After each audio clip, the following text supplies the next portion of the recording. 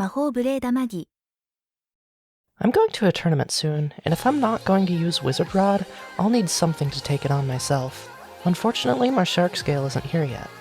But the beautiful new release, Meteor Dragoon, is. Let's take a good look at it and analyze the combo. But before we get into that, let's appreciate that the Takara Tomy version comes with a left spin winder launcher, complete with a stylish dragon pull cord in the same bluish-purple as the bay itself. The curved design makes it feel slightly smaller in hand, though there's no real difference if you're using a grip. The ripcord is just a bit shorter than the longer pull cords Takara's been including lately. Not enough to matter in practice, and if it somehow does, you can always swap in another one. Now, onto the bay itself. Jolt is a compelling bit. Much like Excel, this bit features 16 gear teeth and a round flat tip, but Jolt's tip is scaled down considerably. I imagine this will grant the bay considerably more stamina, which should give us more staying power, so maybe we can actually get some spin finishes. 370 is a really odd ratchet choice if you ask me. For a 70 height ratchet, the only reason I can gather is that they wanted to increase the likelihood of the opponent engaging with the rubber on Meteor Dragoon's blade. The 3 protrusions on the ratchet don't quite properly line up with the blades. I think I'm a lot more likely to swap it to 960, or maybe even 160 to balance it out. The blade is obviously the star here, and for good reason. The metal is finished in a gorgeous pearl white that cameras really don't do justice for. It sits over a red base plastic that contrasts beautifully, finished off with deep purple rubber to match the bit and launcher accents. As for the shape, it's a modified 3-bladed attack design.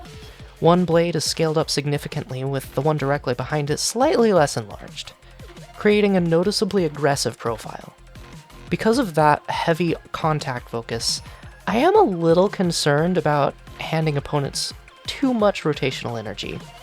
But let's put our new summon to the test against our nemesis, Wizard Rod 560 Freeball. I was most afraid of Meteor Dragoon giving Wizard Rod spin going in, and I didn't actually notice that happening all that often.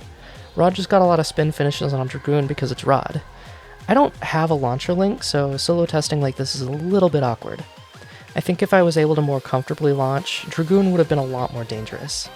The off-balance blade seems to steal more spin than it gives, so if you know how to launch it well against your opponent, it's pretty much a guaranteed win. I noticed 370 grinding up against the stadium a lot, so I'll probably swap my ratchet to 960 before the tournament. Jolt performed exactly how I expected it to. Aggressive, but with a good amount of staying power. The 16 gear teeth make its dashes very quick and aggressive, which does burn stamina, but it could be a lot worse.